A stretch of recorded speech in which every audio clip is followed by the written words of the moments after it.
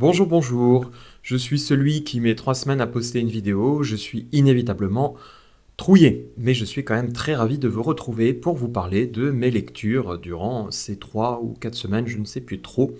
Je précise tout de suite et d'emblée, c'est des lectures qui sont intégrées dans des sagas, parfois des débuts, parfois des milieux, parfois proches de la fin. Dans tous les cas, j'essaie de faire très attention pour ne pas spoiler. Je fais en sorte de donner mon avis sans apporter les éléments les plus essentiels de l'intrigue, ce qui risque de vous surprendre. Je ne fais que donner les points les plus succulents, ceux qui vont vous peut-être motiver à vous lancer dans ces différentes sagas. Donc accrochez vos ceintures, on démarre tout de suite après un générique plein de paillettes et on se retrouve juste après.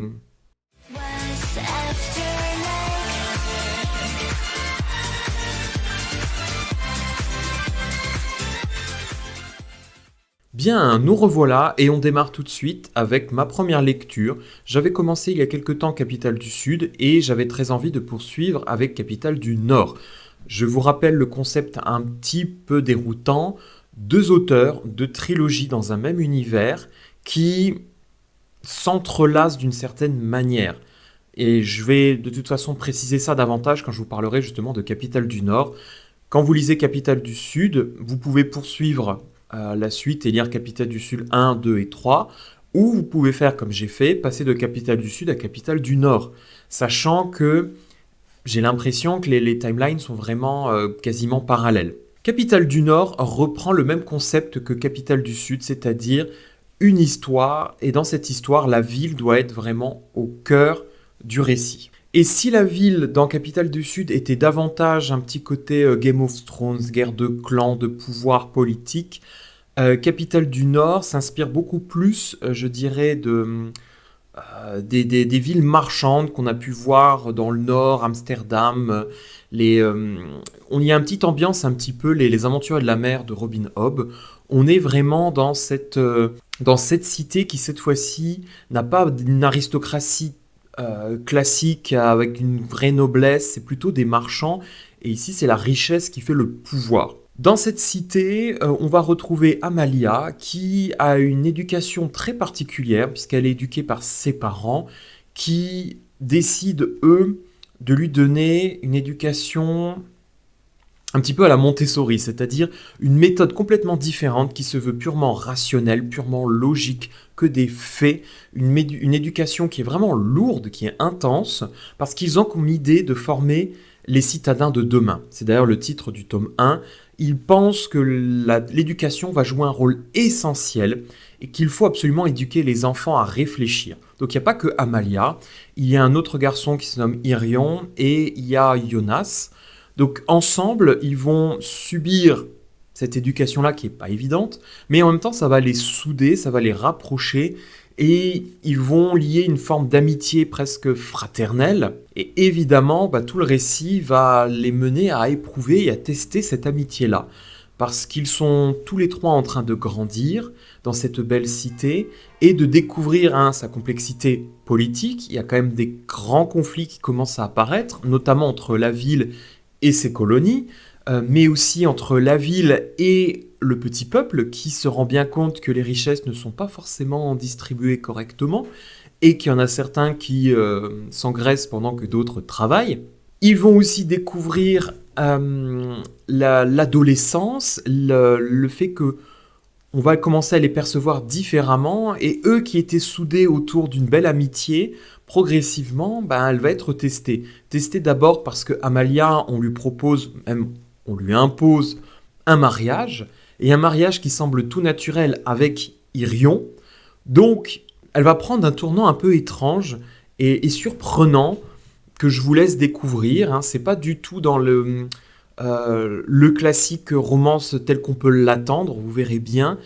Et l'amitié, elle est aussi éprouvée avec Jonas, qui lui est pour le coup un enfant roturier qui s'est retrouvé là un petit peu par accident, un peu par hasard, qui bénéficie de cette même éducation, mais qui comprend de plus en plus qu'il y a un fossé entre eux trois, que lui n'est pas comme eux, que eux, ils vont avoir tôt ou tard à diriger la cité, et que lui, même s'il a une éducation extraordinaire, il fera quelque chose de beaucoup plus simple, malheureusement, qui n'aura pas un véritable impact.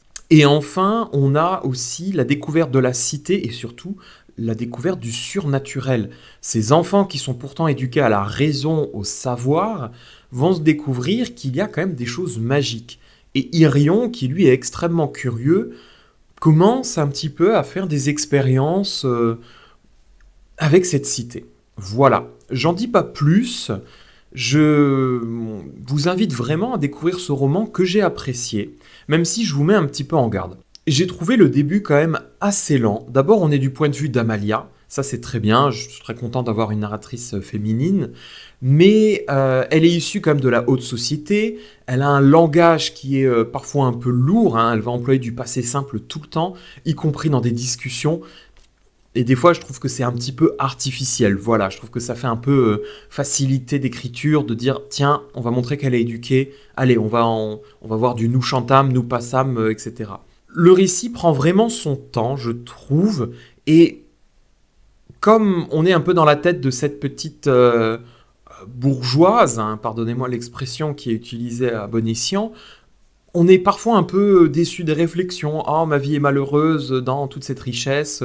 Ouais, tu vas juste à l'école. Enfin voilà. Au début, j'avais un peu de mal. Et je me disais, quand va commencer l'histoire? L'histoire commence pas vraiment dans ce tome qui est vraiment qu'une introduction qui va apporter, qui raconte l'enfance des protagonistes et qui va expliquer un petit peu ce qu'ils vont être par la suite en tant qu'adultes dans les tomes suivants. Il se passe quand même des choses, je vous rassure, et même des choses intéressantes. D'abord, l'arrivée du mariage qui fait évoluer leur relation, la découverte de la cité, mais n'attendez pas d'incroyables rebondissements dans les premières pages.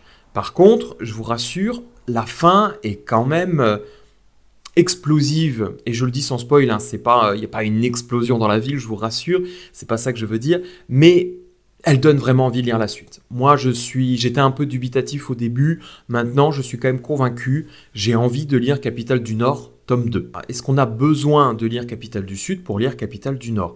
Eh bien, à ma grande surprise, pas réellement. J'ai pas eu besoin d'avoir des connaissances incroyables dans Capitale du Sud pour comprendre ce qui se passe dans Capitale du Nord. En réalité, il y a des petits spoils de Capitale du Sud, il y a des petites références, mais comme mes lectures étaient assez éloignées, je les ai pas vues. Donc régulièrement, on vous parle de tel personnage qui est mort, de tel personnage qui a fait ci. Et moi, j'étais, c'est qui? Enfin, mais c'est pas lourdingue. Voilà, c'est pas, on vous dit pas, ah, il faut absolument réviser Capitale du Sud pour lire Capitale du Nord ou avoir lu Capitale du Sud pour lire Capitale du Nord. Pas du tout. C'est juste que je pense que vous risquez d'avoir des spoils si vous êtes plus attentif que moi sur Capitale du Sud qui peut un tout petit peu, et je dis bien un tout petit peu, déranger votre lecture. Je m'attendais à quelque chose de plus lourd là-dessus et heureusement, c'est pas du tout le cas. C'est vraiment que des petites références et elles sont très bien parce qu'on nous rappelle qu'on est dans le même univers et on a toujours cette impression que le monde bouge en dehors de la ville. Petite lecture que j'ai trouvée agréable, que je vous recommande si vous voulez démarrer. Comme toujours, la fantaisie, parce que c'est des romans très courts, quelques personnages, la magie n'est pas trop lourde, n'est pas trop compliquée, et ça reste une saga en 3 tomes, mais des tomes qui font 300 pages, je crois que les tomes suivants sont de plus en plus grands, mais ça reste vraiment accessible, ça reste ouvert, et j'ai trouvé ce tome-là un petit peu moins compliqué que Capitale du Sud, dans le sens où au début, on ne vous donne pas 1000 noms, comme c'était le cas dans Capitale du Sud. Là, on est sur quelques personnages, on n'a pas 1000 quartiers. Mais inversement, je trouve que le charme de la ville de Capitale du Sud, avec ses gourmandises, parce que le personnage principal fait de la pâtisserie, etc., c'est pas le même. C'est vraiment pas le même charme. Je crois que j'ai préféré la ville de Capitale du Sud à celle du Nord. Si je devais choisir, je privilégie Capitale du Sud, mais je trouve que Capitale du Nord se défend très bien, parce que moi qui avais adoré Capitale du Sud, j'en attendais beaucoup de Capitale du Nord, j'ai finalement pas été déçu. Un autre point important, il y a des personnages féminins essentiels dans Capitale du Nord, je trouve plus que dans Capitale du Sud. Il y a des personnages intéressants dans Capitale du Sud, mais ils sont moins mis en avant. Dans Capitale du Nord, vous avez déjà Amalia, la narratrice, mais vous avez aussi sa mère, sa grand-mère, qui ont un rôle politique, un rôle dans l'éducation, qui sont haut en couleur. Voilà, ça c'est important pour moi. J'ai retrouvé ça dans ce tome-là, j'ai été quand même très content. Lisez Capitale du Nord, dites-moi ce que vous en avez pensé. Et je le répète, c'est des auteurs français, hein, donc voilà, cocorico, encourageons la littérature française. J'ai ensuite lu La Roue du Temps, le tome 12. Et là, vous me dites, mais Trouillet, on n'en peut plus avec ta roue du temps, tu passes ton temps à nous dire que tu n'aimes pas cette saga, et pourtant tu continues à la lire. Eh bien, si je vous en parle aujourd'hui, c'est parce que j'ai adoré le tome 12. J'ai été agréablement surpris par la fraîcheur du tome 12. Alors, il faut savoir que tristement, l'auteur est mort au tome 11, l'auteur Robert Jordan, et c'est Brandon Sanderson qui a repris la suite.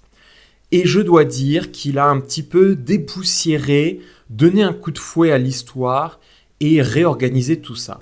Robert Jordan, il avait pris ce défaut d'inclure de plus en plus de points de vue, de plus en plus de personnages, et moi j'étais de plus en plus perdu dans des histoires qui étaient de moins en moins intéressantes. On a une cinquantaine d'Aes Sedai, honnêtement, qui apparaissaient, alors Bétadine, Belladine, Ménadine, je sais pas quoi, je retenais personne, elles avaient 3 points de vue, il n'arrivait plus à faire progresser ces histoires à des endroits différents sans donner 150 points de vue, et on s'éloignait de plus en plus des personnages qui perdaient un petit peu d'ailleurs, j'avais trouvé, en profondeur, puisqu'on n'avait plus le temps, il fallait avancer l'histoire, donc on était toujours dans il se passe ci, il se passe ça, c'était devenu vraiment compliqué et lourd à suivre, dans une histoire qui en plus avait toujours le même ressort, un événement important à la fin, et tout le reste c'est du blabla, du blabla, du blabla, du blabla, du blabla.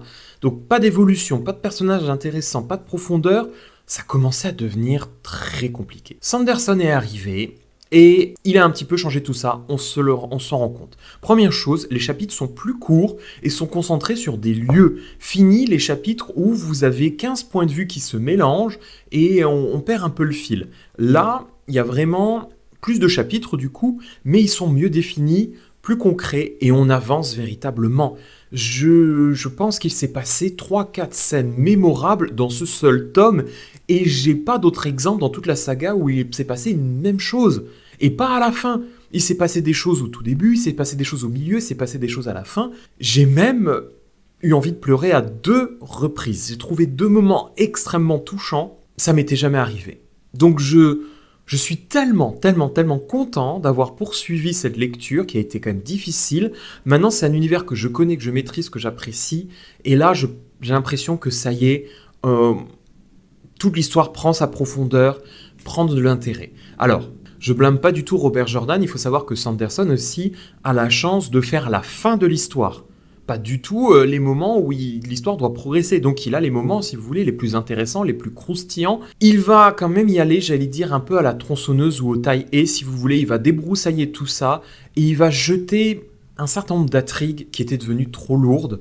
Et ça, je trouve ça à la fois bien, parce qu'il y a des intrigues qui n'avaient pas d'intérêt, qui étaient mal amenées, je trouve, qui étaient vraiment beaucoup trop secondaires, qu'il aurait dû laisser, genre Robert Jordan, il aurait vraiment dû laisser ça sur le côté. On a toute une intrigue politique avec des Aes Sedai, mais vraiment des Aes Sedai complètement mineurs, et Sanderson règle ça en disant « Ouais, on a fait n'importe quoi, on arrête ». Et j'étais « Oui, merci », parce que cette intrigue-là, je la trouvais pas bien expliquée, pas intéressante, et ce plot twist était nul, c'était pas un bon plot twist, et il se sent dépatouillé un petit peu en disant allez, on met fin à tout ça, on met de côté. Les personnages prennent de la profondeur, s'intéressent aux uns et aux autres, s'inquiètent pour les uns et les autres. On a quand même le personnage de Rand qui depuis le début commence à sombrer de plus en plus parce qu'il a un tel rôle à jouer dans cette histoire. Pendant de nombreux tomes, les personnages s'en fichent un peu, ou alors n'ont pas, je trouve, pas assez d'intérêt pour ce qui se passe.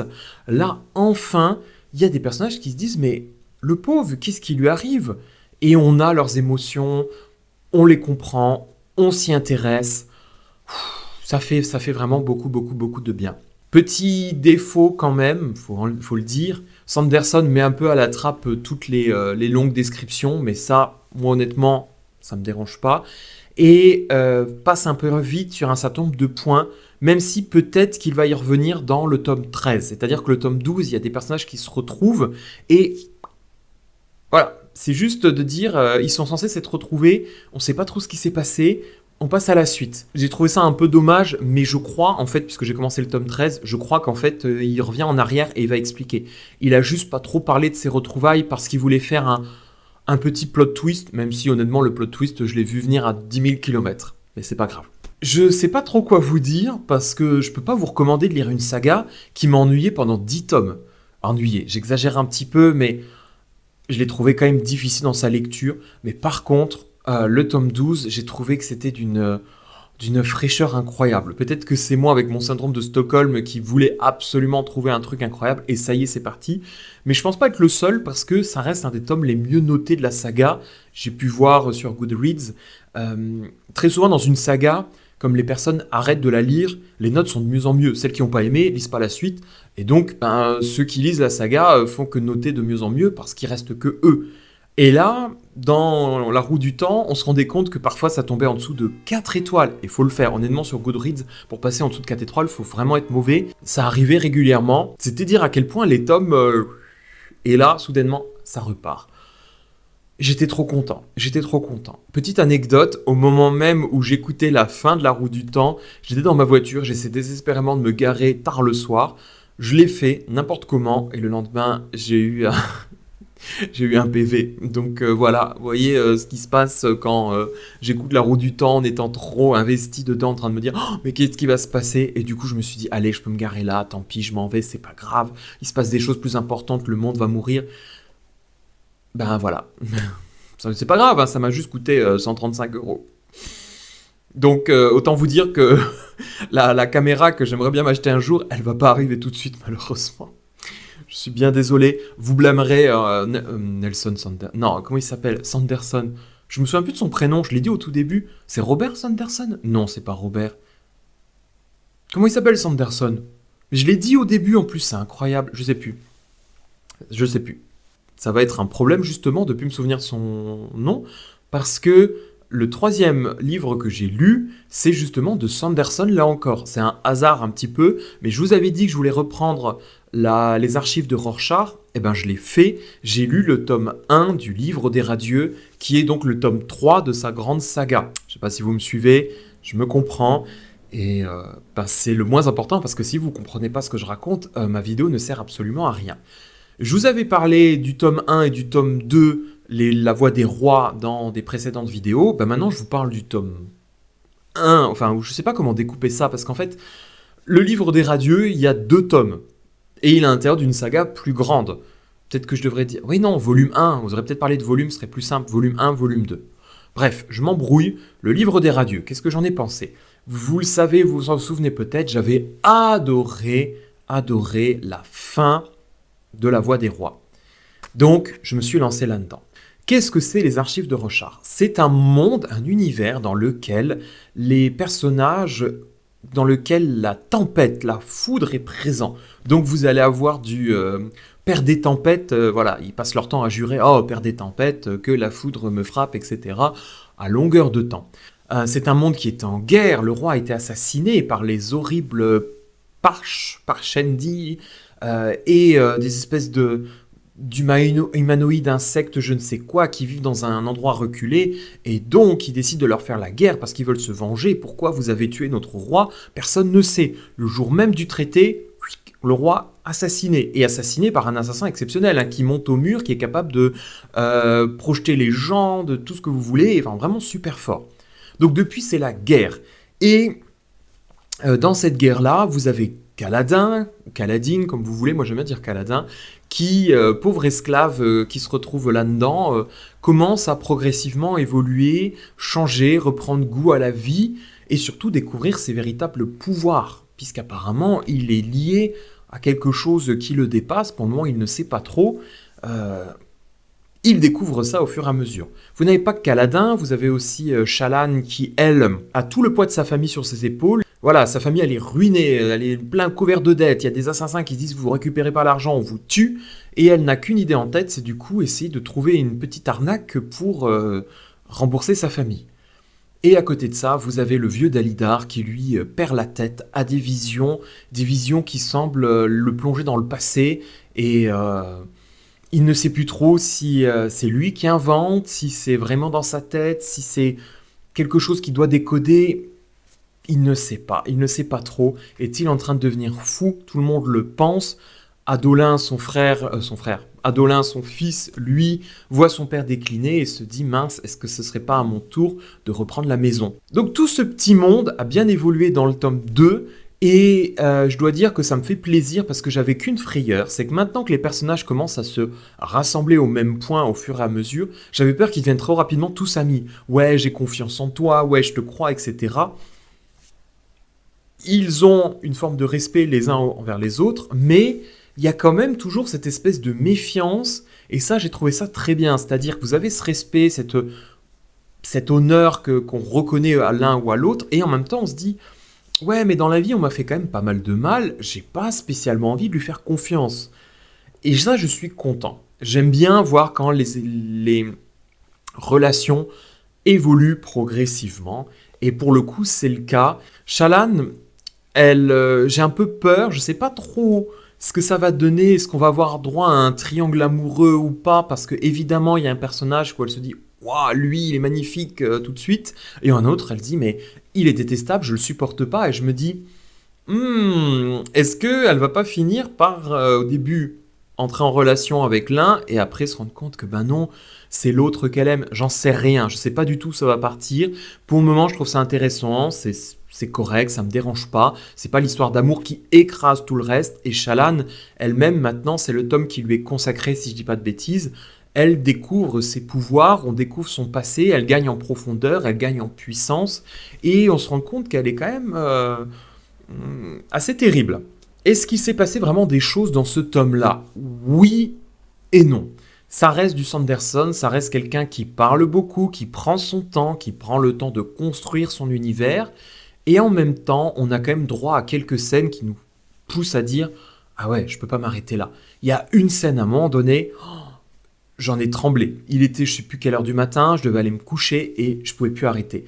Il a réussi à créer une ambiance, j'allais dire d'angoisse, de terreur, où là j'étais mais qu'est-ce qui va se passer? Et là, je pouvais pas décrocher. Et en plus, c'était pas à la fin du récit, c'était un petit peu vers les deux tiers ou trois quarts. Soudainement, comme ça, surpris de nulle part, ça vient. Et j'ai adoré. J'ai adoré parce que je me suis rendu compte à quel point j'avais peur pour les personnages. J'avais peur de ce qu'il allait se passer parce que j'avais compris les enjeux, j'avais compris le danger. Et ça, je trouve ça incroyable. Quand vous êtes capable de créer, je sais pas moi, un danger, un méchant, et qu'on arrive à trembler face à ce personnage-là, c'est que vous avez bien fait votre taf. Et moi, dans ce chapitre, je peux pas décrocher. Donc il fallait absolument que je poursuive, je l'ai fait. J'étais un petit peu déçu parce que pour le coup, la fin, il n'y a pas de grand bim badaboum, retournement ou quoi que ce soit. On a envie de lire le tome 2, enfin le volume 2, le livre des radieux, évidemment, qui est un peu plus court. Je crois que celui-là, il fait que 600 pages. Celui que j'ai lu, il en fait 700. On a envie de le lire, mais il n'y a pas cet événement, je trouvais, qu'il y a pu avoir comme dans le tome 1, qui nous poussait à lire la suite aussi rapidement. Donc, est-ce que je vais continuer? Oui. Est-ce que je vais continuer tout de suite? Non, parce que là, du Sanderson, il faut quand même faire une pause, hein, je ne peux pas faire que ça. Mais je continue à adorer et apprécier cette belle saga. Je trouve que c'est des personnages qui sont très intéressants. J'ai juste eu un petit bémol, une discussion sur les soldats et leurs besoins pendant la guerre, sachant qu'ils portent des armures. Et là, je me suis dit, mais qu'est-ce qu'il me fait Sanderson? Moi, je suis encore traumatisé de la Reine Traîtresse et le Pont des Tempêtes, où on parle d'urine et d'excréments à longueur de temps. Et là, je me suis dit, mais pourquoi il fait ça? Je sais bien que c'était sous couvert d'humour, qu'il se voulait drôle et un peu à contre-courant de, je sais pas, début de relation, tout ce que vous voulez, mais j'ai trouvé ça horrible et d'une lourdeur absolue. Est-ce que j'avais vraiment besoin de savoir comment ça se passe pour les personnages quand ils ont besoin de faire leurs besoins pendant la guerre alors qu'ils portent une armure? Ça a été, voilà, c'est mon traumatisme de ce tome, mais tout le reste, que du plaisir, que du bonheur. Ce que j'apprécie le plus, c'est que je me sens enfin à l'aise dans cette saga, qui a été si dure à comprendre dans les premiers tomes, et maintenant j'intègre tous ces éléments-là. Je commence à comprendre, tiens, là, il y a tel pays, telle magie, qui... Pourtant, il y en avait tout plein. Mais c'est ça la magie de Sanderson, c'est qu'au début, c'est compliqué, mais si vous poursuivez au bout d'un moment, je vous assure que vous êtes récompensé. Là, je suis récompensé. J'ai l'impression d'avoir grandi dans cet univers-là et de le comprendre correctement. Il a plus besoin de m'expliquer quoi que ce soit, et je ne sais pas par quelle magie il y arrive, parce que je suis quand même quelqu'un qui est incapable de retenir quoi que ce soit. Voilà, j'espère que j'ai réussi à vous partager mon envie de lire la suite de ces trois sagas. Franchement, ça fait du bien, du bien, du bien de lire des œuvres comme ça. Il y a eu des mois un peu plus mitigés, mais là, je me suis éclaté à travers ces œuvres-là. J'ai lu d'autres petites choses en termes de manga, que je vous en parlerai sûrement plus tard. J'ai commencé à lire, j'ai pas fini aussi d'autres petites choses. On en parlera très vite, j'espère avoir le temps. Mais je vais m'arrêter là-dessus parce que la vidéo est déjà très très longue et je commence un petit peu à avoir faim. Voilà, voilà, je vous embrasse très fort, je vous dis à une prochaine fois. Merci de m'avoir suivi, merci de me soutenir et merci comme toujours de vos compliments. Vous imaginez pas à quel point ça me fait toujours mais ultra plaisir. Je ne m'y fais toujours pas, j'arrive pas toujours à comprendre ce que vous trouvez à mes vidéos, mais le fait que vous soyez encore là, que vous soyez toujours à me soutenir, à me dire à quel point vous aimez m'écouter, eh ben écoutez, c'est pour moi j'ai tout gagné. Merci à vous, bonne journée à vous, bonne semaine, bye bye, je vous embrasse très fort.